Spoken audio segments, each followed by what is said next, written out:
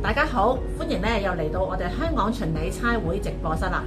咦，喂，我哋要開播咯喎，好想見你咁成封 message 嘅喎。大家好，咁咧其實係咁嘅，因為咧最近咧唔少人問我，佢哋咧好想咧參加 Network Go 嗰個嘅跑行籌款，去支持下校園網絡計劃。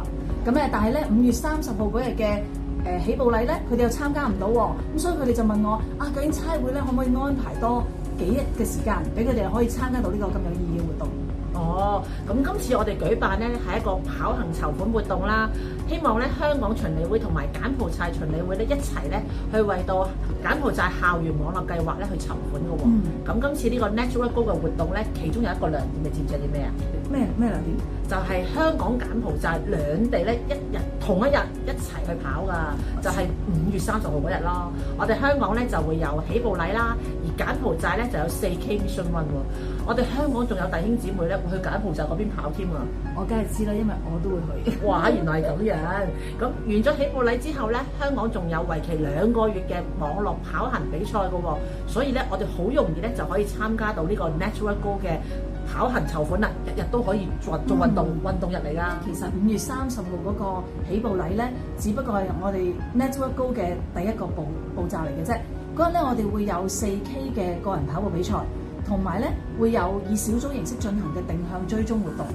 咁咧，如果大家真係想參加咧，謹記喺4月25號或之前就要去報名啦，因為呢個活動咧係額滿即止嘅。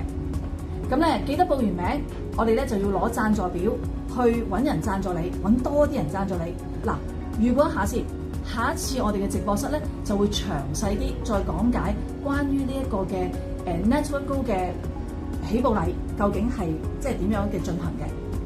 如果參加唔到5月30號起步禮嘅弟兄姊妹同朋友咧，都唔使失望㗎喎。你哋咧可以參加我哋咧6月至7月舉行嘅 Network Go 網絡跑行籌款活動嘅。咁網絡跑咧係近年咧非常之 hit 嘅一種籌款活動啦。想參加我哋網絡跑嘅弟兄姊妹咧，你哋可以以個人啦或者小組嘅名義咧去報名嘅。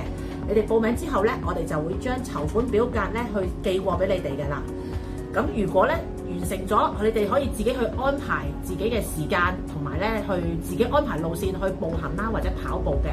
完成咗之後咧，你哋就 OK 㗎啦。完成咗之後，大會點知我哋完成？嗱，其實好簡單。當你完成之後咧，你只係需要將你嘅步行啦或者跑步嘅記錄咧，去上載到一個指定嘅 Google Link 咧，咁就 OK 㗎啦。再將嗰張籌款表交翻俾我哋，咁就為之完成㗎啦。聽落都幾簡單喎。係啊，好簡單㗎咋。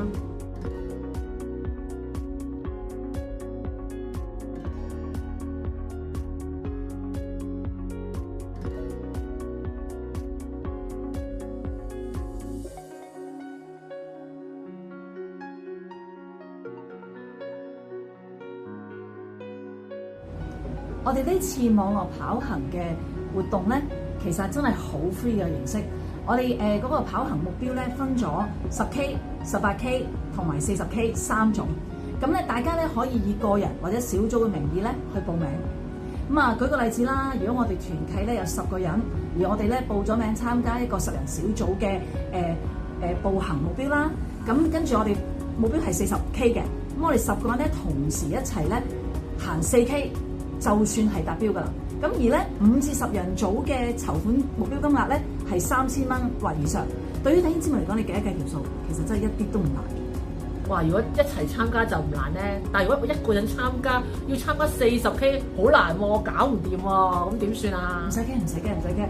其實咧，我哋可以唔係1日完成㗎嘛，我哋可以分10日、20日，甚至更多時間完成。只要你喺7月底完成就得㗎啦。所以我先話俾大家聽，越早報名咧，你嘅彈性越大。雖然咁 free，但係大家都要記得喎，呢個活動咧係有截止報名日期㗎，就係7月17號啦。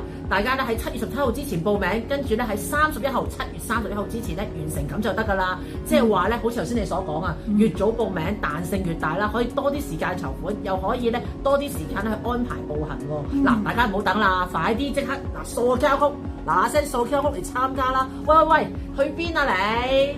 我趕住啊！我趕住翻去團契揾 serving team 安排6月或者7月其中一次週會，一齊去參加呢個 Network Go 嘅步行籌款啊！快啲安排可以揾多啲人贊助啊！喂，咁等埋我先啦，嗱，唔同大家講住，我哋咧下次直播就再同大家講啊嚇，下次再見，拜拜。